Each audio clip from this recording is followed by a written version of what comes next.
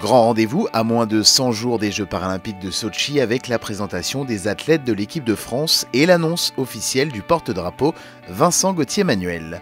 Et c'est aux côtés d'Emmanuel Assmann que nous vous proposons de découvrir le dispositif et les objectifs de nos tricolores pour ces Jeux paralympiques d'hiver. Alors Emmanuel, justement, on parle de quoi? Alors qu'est-ce qui va se passer en mars? Eh ben, on est très heureux de pouvoir dire que la délégation française va partir le 3 mars pour une cérémonie d'ouverture le 7 mars et une cérémonie de clôture le 16 avec plein de médailles dans la poche, j'espère. Et donc on a une 13 sportifs, 2 guides, une belle délégation, environ 35 personnes avec le staff médical, technique. Et je crois dire que l'envie d'aller transformer les montagnes en or, elle est vraiment là. Et un super porte-drapeau. Et un porte-drapeau magnifique. Alors c'est vrai que j'avoue qu'il est beau, qu'il est fort, puisque quand même, je crois que son palmarès en dit long.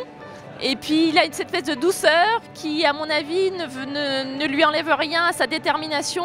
Et c'est souvent comme ça qu'on voit les forces tranquilles qui, au moment du départ, du top départ, lâchent tous les chevaux et finissent, j'espère, vraiment devant. Et on va tout de suite applaudir Emilien qui va avoir l'honneur de remettre le drapeau à Vincent Gauthier-Manuel, jurassien. 4 titres de champion du monde, c'était à Sestrières en 2011, vous pouvez l'applaudir. 3 médailles aux Jeux de Vancouver, félicitations Vincent. Alors la nouvelle elle m'est parvenue il n'y a pas longtemps, ils ont gardé le suspense jusqu'au bout. Et forcément on est très excités quand on nous apprend ça. Très excité, très fier aussi. Là on représente quand même la France aux Jeux paralympiques, c'est pas n'importe quoi. Et là l'équipe que je vais forcément emmener au JO de Sotchi est vraiment une belle équipe.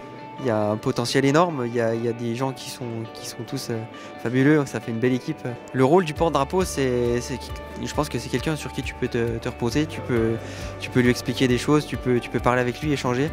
Et moi je vais surtout pas donner d'ordre, mais je vais apporter des conseils. Si les copains veulent prendre mes conseils, ils les prennent, s'ils veulent pas les prendre, ils sont assez grands aussi. C'est plus un bonus que vraiment des ordres. Alors je regarde même plus mon téléphone parce qu'il y a 50 appels, 35 tweets et puis 25 Facebook. Mais je pense que tout le monde est content, tout le monde est fier. Et pour le petit pays où j'habite dans le Jura, c'est un gros plus parce que Jason aussi vient du même coin. Là voilà, ça fait une belle émulation.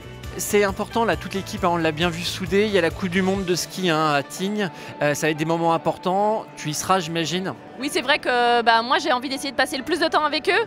Alors, c'est vrai qu'il y a beaucoup de paperasse, beaucoup de bureaux. On a beaucoup de travail sur les ordinateurs avec la Russie. Mais moi, j'ai à cœur de pouvoir partager ces émotions avec eux. Je pense qu'ils ont besoin aussi de sentir qu'on fait tout ça pour eux. Parce que je pense que vraiment, les Jeux, c'est d'abord les sportifs. Et puis, je pense que le staff technique a aussi envie peut-être qu'on les connaisse. Je crois qu'il faut quand même valoriser tout leur travail parce que sans eux, je dirais que les athlètes n'arriveraient pas à se préparer dans ces meilleures conditions-là. Et puis moi j'arrive pas à rater des occasions de pouvoir pleurer en bas des pistes ou de pouvoir partager une fondue avec ces athlètes qui, moi, continuent à me faire rêver.